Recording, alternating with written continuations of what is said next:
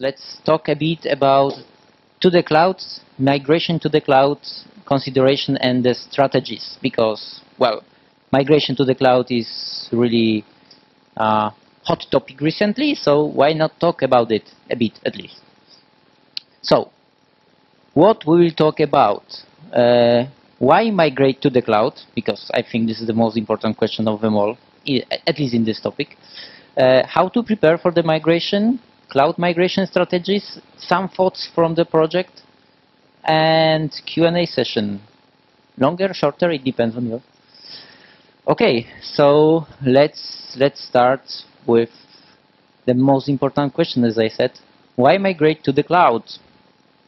So, why do this? Because cloud provides us few benefits, following benefits, like there's the flexibility in the cloud is scalable, we have almost unlimited resources, almost of course, because from our perspective of the client, we can scale our instances as much as we want. It looks a bit different from the provider perspective, but we are the client, not the provider now. And we can try before buying, which is very important, and this is not an option in case of starting your on-prem solution, because we need to buy the racks, buy the servers, buy the air conditioning, and so on, or buy the colocation, which is also not that cheap. And this is connected with the previous one. There is no upfront investment required, because as I said, we don't have to buy stuff before starting our company or starting our project. It's easier maintenance because, well, we don't have to maintain that almost at all. It's done by the cloud provider. We can migrate to the cloud to cut the costs, but do we? Not always, and I will try to show it in, well, a bit later. And why? Because most biggest players do it. And just because. This is my favorite one. Okay, we know why to migrate to the cloud. Now maybe let's think about how to prepare to the migration. So, we need to evaluate if the migration is really needed, because migrating just because it's not the greatest ever idea, because it might be very costly and, well, dangerous for stability of our application. We need to consider which application or data to migrate. This is a very important question, because there are some applications that, well, should not be moved to the cloud, but moving them is very expensive. It will take a long time, and in long term you will be disappointed. We need to choose the provider. We have maybe not a lot. We have few providers. We have Google Cloud, we have AWS, we have Microsoft Azure, and we have Rackspace, I think, and Alibaba Cloud. Okay, so we need to evaluate costs. This is connected with the choosing the provider, because some providers can give us some discounts, some of them maybe not. I heard that Azure is giving a lot of discounts, but nobody wants to choose them. I don't know why. Okay, we need to rethink the governance and the security. This is a very important topic, and a lot of companies are forgetting about this, because traditional security does not really work in the cloud, because, okay, something was broken, someone hacked our instance, and I would like to check what happened, and surprise, surprise, this instance does not exist anymore because it was replaced. So we need to rethink it. And we need to define the cloud migration strategy. This is also important, because we have few of them, and we can do it better or worse, or maybe not doing it at all. And I will talk about those migration strategies, because I think this is the main topic of this presentation. And as a bonus, I will try to do some comparison of the costs between on-prem and between cloud. I will tell about this later a bit more. So let's imagine that we would like to move two examples of the application. One is pretty small and simple because we have 10 instances, 3 database, 3 front-end servers, and 2 HA proxies, because for the HA proxy still needs HA. So this is 44 CPUs, 288 gigabytes of RAM, and 3.6 terabytes of data. It's not important to remember about the correct numbers, just to know about the size. And we have the bigger, maybe not super big, but the bigger example. This is the 55 VMs, and at the end is 350 virtual CPUs, almost 2 terabytes of the RAM, and 12 terabytes of the storage. So this one is a bit bigger, and it might be costly. Okay, so let's go to the strategies. We have 6 strategies, where 4 of them are, well, real strategies, because 2 of them, as I will show you later, are strategies of the migration.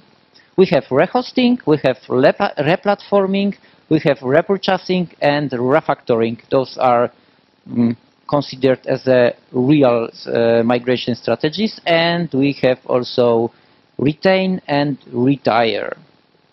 Okay, let's say something about each of them. So let's start with the rehosting. It is also called as lift and shift or move as is, because we are taking our instances from the on-prem and we are moving those instances to the cloud. Let's imagine this is something like hosted VMware solution. I think this is a pretty good example. Okay, it means lift and shift or as is means that there are no code changes, because we are migrating it as is. This is the least effort strategy, but well, it might be costly, and this is good for short-living projects because of the expenses. It may be very expensive, especially in the long term. It may be just the first step for migration, and I hope it will be, because, well, it might be expensive. And can be automated with vendor tools. As far as I know, AWS provides tools to migrate from VMware to AWS. Never tried it, but as far as I remember, there are such tools. Okay, so let's do small comparison. The exact numbers are not important. We are talking about only the scale.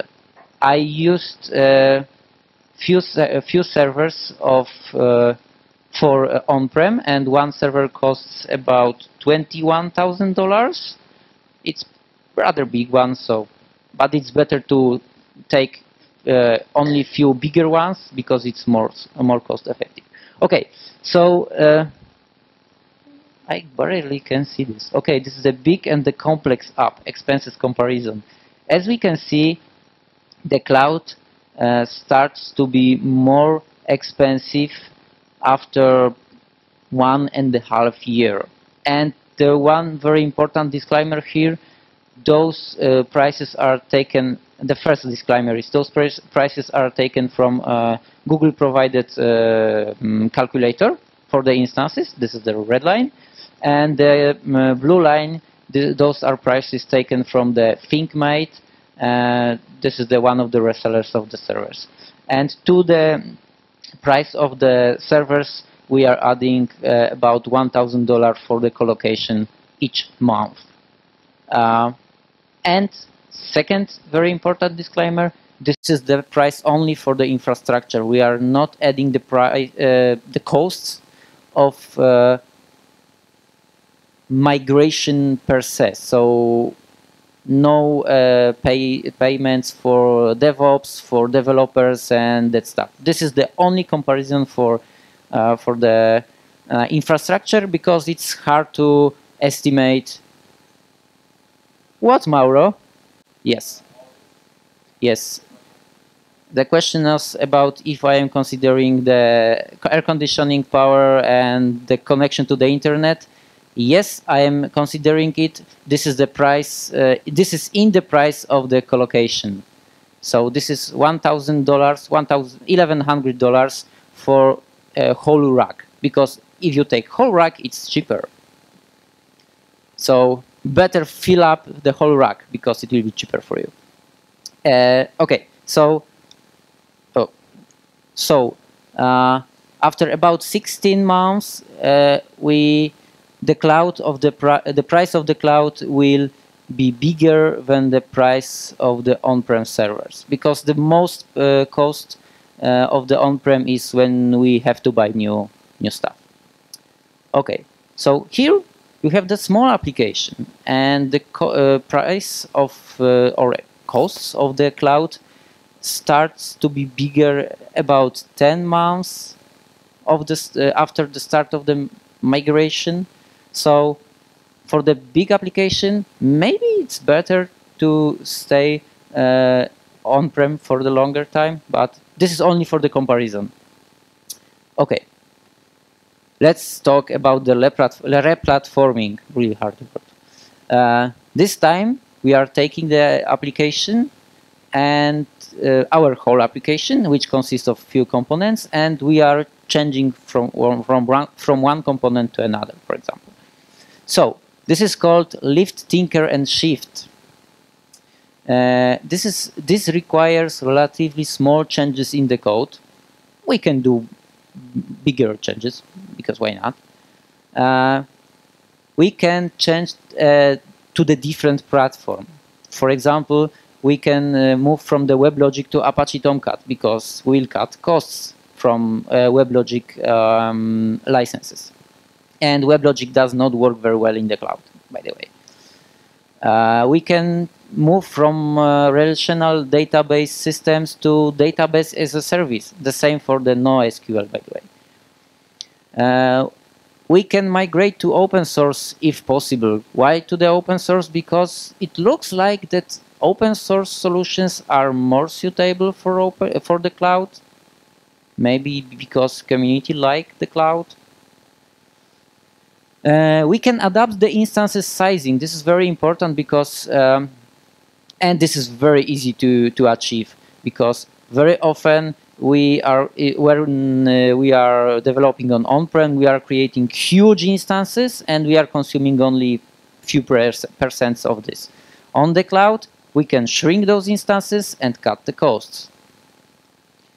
And we can change from the vertical to horizontal scaling if possible. It will not work for everything, of course, but if it is possible, it is worth to try, because one more time, we will be able to cut the costs, and our application might be more reliable because of this. And one more time, it may be just an interim stop in cloud native journey. Okay, so let's do the comparison one more time. This time, because of changes in the instances sizing and so on, the cloud is much more better solution, because we need more than 2 years to reach the same expenses as for the on-prem. So this time, this is the better, and this is for the big and complex application. For the smaller one, we one more time extended this cheaper version of our infrastructure when using the cloud. Not that much as for the big application, but for the small one, not that good result. Okay, let's go to the third strategy. This is the refactoring or re-architecting. This time we are doing a bit more tingling in our infrastructure. We are changing it, and well, it might be also beneficial. So it may require minor or major code and architectural changes. This might be more tricky because some architectures does not work very well in the cloud when any instance can be killed in any time, and it is good to rethink it. And this strategy is about this. It requires the good understanding of cloud mechanism. This is because, well, we are trying to be almost cloud native, and well, we need to understand how it works, because this is not just moving from one hypervisor to another one. We need to know how it works. It takes time. It takes a lot of time, but it might be beneficial. Most common example of the refactoring is to migrate from the monolith to the microservices, because microservices scale, if they are written properly, of course. They scale very good horizontally, and they can be killed at any time, and so on, so on. So it may be very cost and reliability effective because of what I said. We are resistant for sudden death of any instance because we have more of them, not only one. And one more time, comparison of the expenses. For the big application, this time is way better than last time. I think it will take 3 to 4 years this time. And for after that time, perhaps we will need to buy new on-prem hardware because of, well, it's too old now. And, well, for the small one, there is no big difference between replatforming and refactoring, because this is small application. At some point, there is nothing we can do more to save costs. And last one, repurchasing or writing from scratch to be cloud native. This is the most hardcore version. But, well, this is for sure most cost effective, at least long term, because we need to invest a lot of money to do the migration, at least for the DevOps. So this is the cloud native approach, obviously, like title says. We can purchase ready product written with cloud principles like SaaS, but it is easy. Or write your own cloud native application, and this is fun. However, this requires a lot of know-how and experienced engineers, because if we have unexperienced engineers and we do not know how to do this, we will create a little monster, or maybe not that little, but very expensive one. And for sure, we will be not cloud native. In long term, it could be most cost effective. In long term, because, as I said, we need to do kind of big investment to rewrite everything or repurchase the new solution. It will give us all what cloud can give us. So shared and distributed storages, platform as a service solutions. We can use databases as a services, load balancers from the cloud. We can use even the containers hosted by the provider, and so on, so on, so on. We can use all of this. However, it might be the problem for some companies because they may be afraid of the vendor lock. This is the very common situation when they have not the best experience with one of the database providers. Okay, so let's think about costs one more time, because everything is about money. This time, I think we will need about 6 years. Yeah, 6 years, more or less. And for sure, this time we will need to buy new hardware.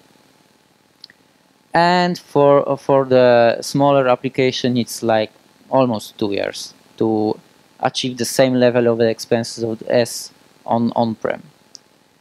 And okay, let's do some comparison of all of those strategies to see the difference, of course, in the scale, because we are not talking about a particular amount of money. So as we can see, rewriting might cost you less than half the money of rehosting, but as I said, we need to invest upfront for the DevOps and migration process per se. Okay, so let's sum up the strategies of the real migration. We have rehosting, which is called lift and shift. There is no code changes, and this is the least effort strategy. We have replatforming. This is called lift, tinker, and shift. This requires small code changes, and this is the change middle. This is about changing the middleware to more cloud friendly.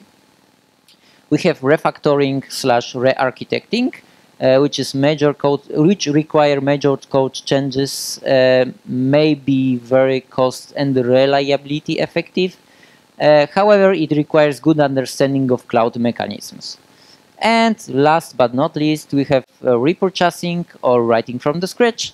This is the cloud native approach. It requires know-how and experience with the cloud.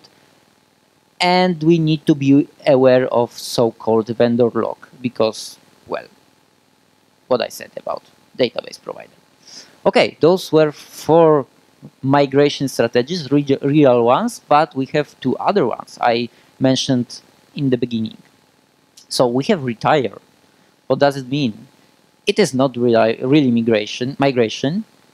And why do we want to migrate without migrating?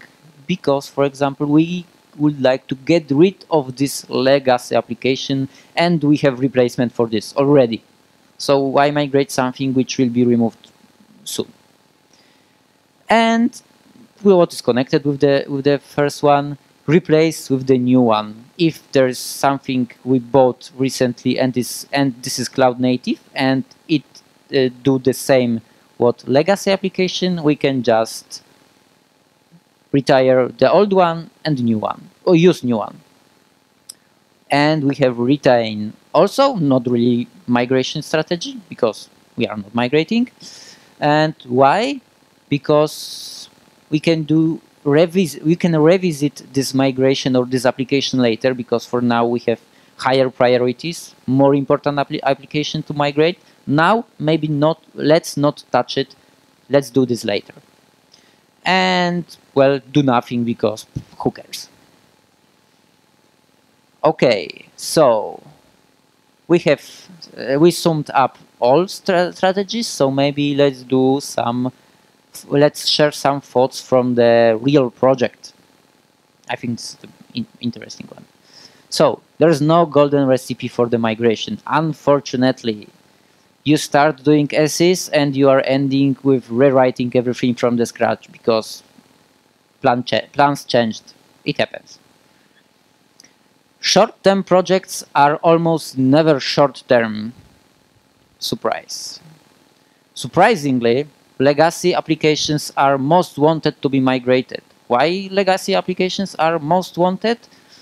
Because most often legacy applications from one company are most well known. This is the best product, and we would like to show the world, hey guys, we are working in the cloud. Our application can work in the cloud. And this is very important for the management that some legacy application can work in the cloud, because this is super cool for the PR and marketing. And those lift and shift migration are most common, and clients might be surprised because of the cost of the running in the cloud. Because moving as is the least effort, and the most wanted applications, which are legacy applications, are not working pretty well in the cloud native way. So we are ending with big instances running 24/7. We are paying tons of money for this. And this short-term project was not short-term because it took way more time to migrate to something cloud native, and we are paying tons of money to the cloud provider. Maybe because of, you know, those problems with licenses. And there's a high chance that there is something more important than doing migration in the proper cloud native way. For example, doing the migration on other application, which is also maybe not that most wanted now, but also very important to migrate, at least for the management. So you have to migrate this application, but you need to do this fast. So you cannot do this in proper cloud native way. You cannot rewrite this because it will take a year at least, for example. And migration plans might be changed in very unexpected moments. Like I said in the first bullet point, we are starting doing the as-is migration, and surprise, surprise, we are ending with something totally different because, guys, there is more important stuff to do now. Let's migrate this application. But we are in the middle of the migration, the first one. Doesn't matter, this one is more important. It happens. Okay, and this is, I think, all I have. Do you have any questions? I hope yes. Okay, at the same time, when I think about it, there is a way, right? You can just increase the investments that you put, create a cloud agnostic solution, meaning more DevOps, more QAs, right? Yes, so increase the initial investment and reduce the variable cost or reduce the vendor lock. It's like insurance. Yes, but this is the insurance. You have to pay way more comparing to moving only to one cloud provider and using native cloud solutions. But maybe you think it is important for your company. Why not? You are the client at last. And this is what we have. That we chose, client chose the Google Cloud. However, they want to be as cloud agnostic as possible. This is, really hard to achieve because in one place or another, you are tied to the provider. For example, the metadata for instances, very, very simple stuff. Metadata for the instances are differently accessible in Google Cloud and AWS under different URL, for example. Any more questions?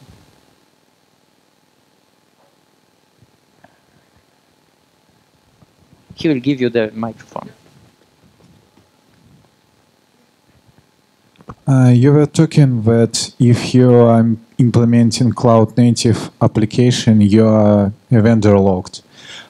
Could we make a cloud native application by our own, using our machines, make our cloud, and how much it will cost? Yes, you can, for example, create your OpenStack solution, hosted OpenStack cloud solution. You are creating OpenStack solution, sorry. You are creating your on-prem server farm. You are creating the OpenStack on this server farm, and voila, you have your own cloud. This is also kind of vendor lock because you are locked to your on-prem local private cloud, but you are managing whole the cloud. And from one side, this is vendor lock, but for other side, maybe not really. Maybe you know the examples. Is it efficient? Is it not so expensive like using some provider like Google? Let's use the famous example of Dropbox. They started the company around the AWS S3, and less than 2 years ago, they decided we are big enough to create our own data center. And how it ended? Even because they invested a lot of money to creating their own data center, they have 80 million savings in less than 2 years. Even investing to their own data center and even investing their own data center and well, paying for the electricity, for the internet connection, and so on and so on. They have a lot of savings, but this is at the particular scale. They are really big, and I can imagine that bills from the AWS were astronomically huge. This is the example when creating your own cloud was more cost efficient than using the cloud provider. Does it answer your question? Yeah, thank you. Thanks. You know what? I'm going to ask you a small question. Go ahead. Mostly tell about UTC servers, right? Which is going to cost you. What about Lambda? What about others applications? So you can put it everything as a code. Okay. Put it some files on the S3 could much more reduce your cost expense or something like this. It very depends on your workload and workflow, whatever, because Lambda may be very expensive in some cases. I'm not telling that it's not, or it is. Well, this is cloud native solution. This is the fourth way of the migration. This is totally cloud native. You might have the biggest savings. You have no servers or just few of them, and you are using the Lambda. Exactly. But you need to think about this during the designing the application or during this refactoring, re-architecting, whatever. Exactly, that's what I'm talking about re-instructions, everything. So when you are rebuilding everything, so re-infrastructure, so you can think about microservices, you should think about microservices, and that's supposed to go, not just migrate everything from one, just like it was a monolith, it's gonna put it in the cloud. Yes. It's not make sense. Of course.